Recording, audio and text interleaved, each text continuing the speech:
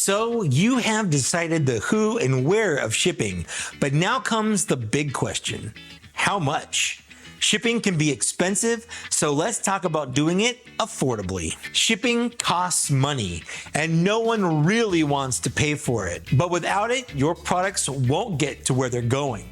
If you front all the shipping costs, you risk eating into your actual money that you make from the sale, maybe making it not even worth selling in the first place. If you make the customer pay for shipping, there's a good chance they may not even buy it once they see how much the shipping costs. If you've checked out our conversion series, then you'll know that shipping costs are the #1 reason that customers give for abandoning their carts. So now it's time to work with finding that middle ground. First, you want to look at making the actual shipping as cheap as possible using shipping materials, and mostly that means the packaging. Shipping costs are determined in one of two different ways: by dimensional shipping or real weight shipping. And no, sadly, dimensional shipping isn't as cool as it sounds. There's no teleporters or portals involved. I know, I was just as disappointed as you are right now. What that means is that shipping companies look at the dimensions of your box, the length, the width, and the height, and charge you based on that. But they also can charge you by the actual weight, and of course, you get to pay whichever is more expensive. What that means for you is that if you have something light or small and you ship it in a big empty box, you are going to be overcharged for shipping. Ideally, you want to ship in boxes that fit your products without a lot of extra empty space. If all your customer ordered is a pair of pants and you only have a giant box, the cost of shipping will be way too high, and that's not how you want to ship your pants. In your Equid control panel, you can enter your box's dimensions in the tax and shipping tab of the product page to get precise carrier calculated shipping rates for those customers. The other factor of shipping costs is going to be the price of the packaging and boxes themselves. Some carriers like USPS offer boxes free of charge. You might want to take the time and find a place that provides cheaper options, but maybe also bulk discounts. Again, this is going to be more specific to you and your store, so it will take a bit of research on your end. But also keep in mind that packaging can be an integral part of the customer's journey. The moment a customer opens their package, this is the first real tactile experience they have with your product. The next big part of shipping costs are the rates themselves.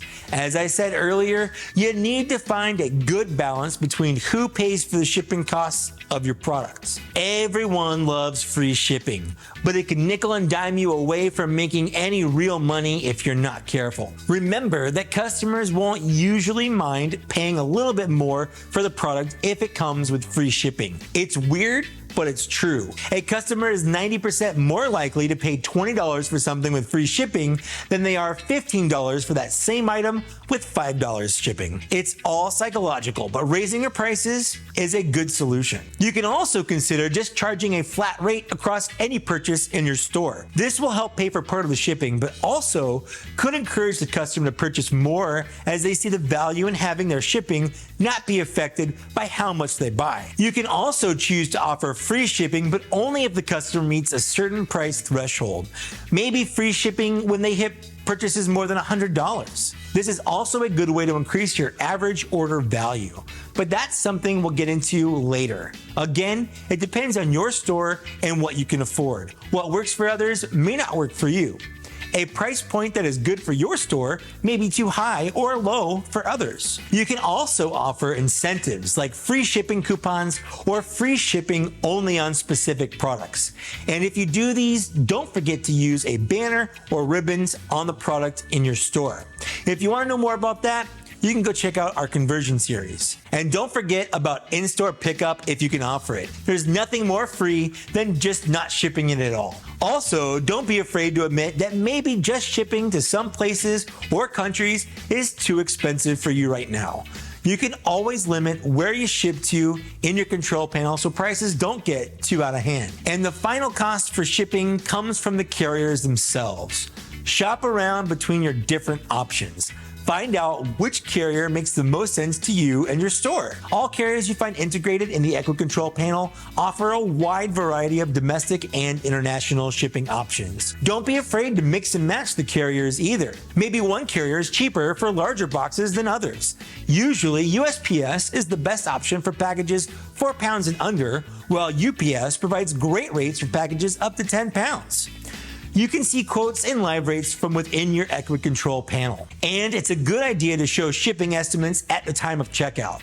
Not only do customers feel more at ease when they have a time frame of when they're going to get their order, but maybe they also have a time requirement. Things like major holidays or celebrations like birthdays and anniversaries all have a time crunch. Giving your customer an estimated shipping time can build trust and help set their mind at ease. It can even make them a return customer if done right. So if all of this was a lot for you, let's do a quick recap for making shipping as affordable as possible. Decide where you want to offer shipping to. Find boxes and packaging materials that are affordable, but also match what you're sending out. Don't send out mostly empty boxes. Offer free shipping when you can, and if you can't, look into other options like flat rate shipping. Play around with different prices and different carriers to find out what works best for your store. Again, there are a lot of helpful articles and links in the information section.